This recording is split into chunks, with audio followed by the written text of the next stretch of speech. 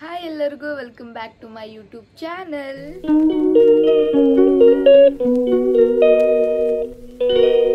And ಇವತ್ತು ಎಲ್ಲರಿಗೂ ಯುಗಾದಿ ಹಬ್ಬದ ಆರ್ಥಿಕ ಶುಭಾಶಯಗಳು. ಸೊ ನಮ್ಮನೇಲಿ ಯುಗಾದಿ ಹೇಗಿರುತ್ತೆ ಅಂತಲೇ ಈ ವಿಡಿಯೋ ಮಾಡ್ತಾ ಇರೋದು ನಾನು. ಓಕೆ, ಹೇಗಿರುತ್ತೆ ಅಂತ ಫುಲ್ ವಿಡಿಯೋ ನೋಡಿ. ಇವಾಗ ಎದ್ದೆ, ಆ್ಯಕ್ಚುಲಿ ಟೈಮ್ ಒಂದು 7:30 ಆಗಿದೆ. ಸೊ ಈಗೆದ್ದೆ, ನಮ್ಮಮ್ಮ ಆಲ್ರೆಡಿ ಎದ್ದು ನೀಟಾಗೆಲ್ಲ ಕ್ಲೀನ್ ಮಾಡ್ತಾಯಿದ್ರು. ಸೊ ಎದ್ದೆ, ಹೆಲ್ಪ್ ಮಾಡೋಣ ಅಂತ ಇದ್ದೆ.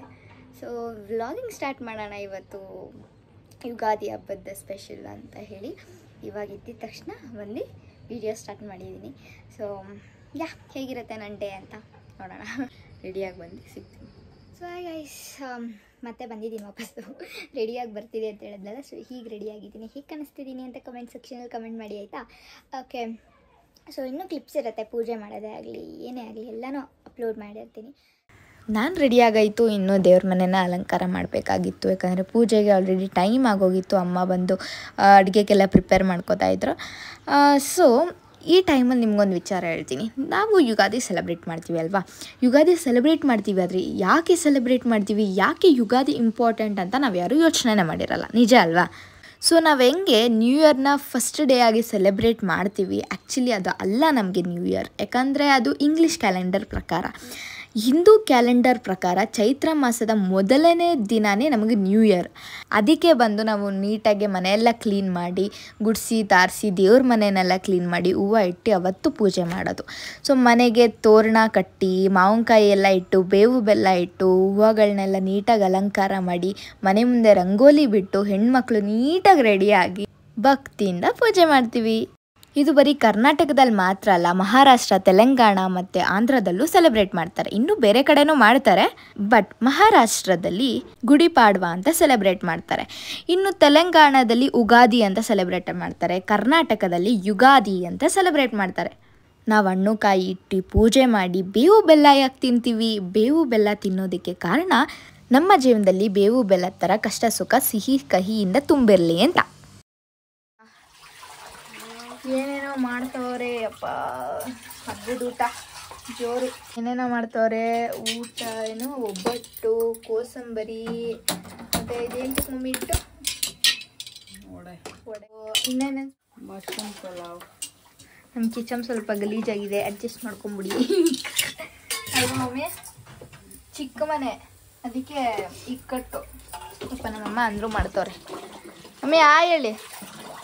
ಹಾಯ್ ಏನು ಎಲ್ಲರಿಗೂ. ಇನ್ನೂ ಊಟ ಮಾಡಿಲ್ಲ, ಆಲ್ರೆಡಿ 4 ಗಂಟೆ ಆಯಿತು. ಈಗ ನಮ್ಮಮ್ಮ ನೈವೇದ್ಯಕ್ಕೆ ಇಡ್ತವ್ರೆ. ನಮ್ಮ ಮನೇಲಿ ಏನೇನು ಸ್ಪೆಷಲ್ ಅಂತ, ಪಾಯಸ, ಹೆಸರು ಬೇಳೆ, ಆಲೂಗೆಡ್ಡೆ ಪಲ್ಯ, ವಡೆ, ಆಮೇಲೆ ಇದು ಮಶ್ರೂಮ್ ಪಲಾವು, ಅನ್ನ ಸಾಂಬಾರು, ಒಬ್ಬಟ್ಟು. ಇಷ್ಟು ಮಾಡಿದ್ರು, ಬಟ್ ಇಷ್ಟು ಮಾಡೋದ್ರಾಗ ಆಲ್ರೆಡಿ ಸಂಜೆ ಆಗೋಯ್ತು. ಮಧ್ಯಾಹ್ನದ ಊಟನೇ ಮಾಡಿಲ್ಲ, ಇವಾಗ ಮಾಡಬೇಕು.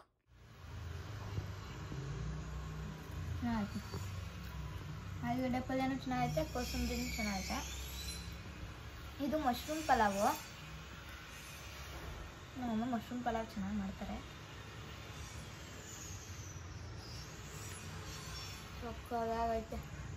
ಅಷ್ಟೊತ್ತಿಂದ ಕಾಯ್ದಿದ್ಕು ಸಾಕಾಯಿತು. ಒಬ್ಬಟ್ಟು ನಾನು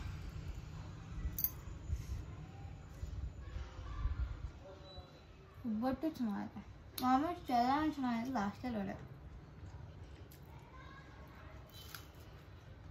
ವಡೆ ಆಗಲ್ಲ ಟೇಸ್ಟ್ ನೋಡಿದ್ದೆ, ಬಟ್ ಚೆನ್ನಾಗಿದೆ, ಎಲ್ಲನೂ ಚೆನ್ನಾಗಿದೆ. ಇನ್ನೂ ಅನ್ನ ಸಾಂಬಾರೆಲ್ಲ ಮಾಡಿದ್ರೆ ಇಷ್ಟೆಲ್ಲ ಸಿಂಪಲ್ ಒಂದು ದಪ್ಪ ಆಗುತ್ತೆ. ಅಮ್ಮನ ಕೈಯಲ್ಲಿ ಒಂದು ಕುಕ್ಕಿಂಗ್ ವ್ಲಾಗ್ ಮಾಡಿಸ್ತೀನಿ, ಯಾಕಂದರೆ ಅಷ್ಟು ಚೆನ್ನಾಗಿ ಅಡುಗೆ ಮಾಡ್ತಾರೆ. ಇಲ್ಲೆಲ್ಲ ಖಾಲಿ ಮಾಡಿ ಅದಾದ್ಮೇಲೆ ಸಿಗ್ತೀನಿ. ಇವತ್ತಿನ ವೀಡಿಯೋನ ನಾನು ಇಲ್ಲಿಗೆ ಎಂಡ್ ಮಾಡ್ತಾ ಇದ್ದೀನಿ.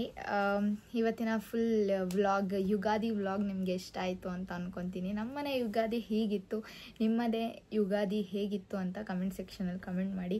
ಮತ್ತು ಏನೇನು ಇಷ್ಟ ಆಯಿತು ಮತ್ತು ಏನೇನು ಇಷ್ಟ ಆಗಿಲ್ಲ, ಮುಂದೆ ಏನೇನು ಕಾಂಟೆಂಟ್ ಬೇಕು ಅದನ್ನು ಕಮೆಂಟ್ ಮಾಡಿ, ಲೈಕ್ ಮಾಡಿ, ಶೇರ್ ಮಾಡಿ, ಸಬ್ಸ್ಕ್ರೈಬ್ ಮಾಡಿ. ನೆಕ್ಸ್ಟ್ ವೀಡಿಯೋವರೆಗೂ ಕಾಯ್ತಾಯಿರಿ. ಆ್ಯಂಡ್ ಬೆಲ್ ಬಟನ್ ಪ್ರೆಸ್ ಮಾಡೋದು ಮಾತ್ರ ಬರೀಬೇಡಿ. ಸೊ ಇಷ್ಟೇ ಇವತ್ತಿನ ವಿಡಿಯೋ. ಖುಷಿ ಆಯಿತು ಅಂದ್ಕೊತೀನಿ. ಸೊ ಒನ್ಸ್ ಅಗೇನ್ ಎಲ್ಲರಿಗೂ ಹ್ಯಾಪಿ ಯುಗಾದಿ. ಬಾಯ್.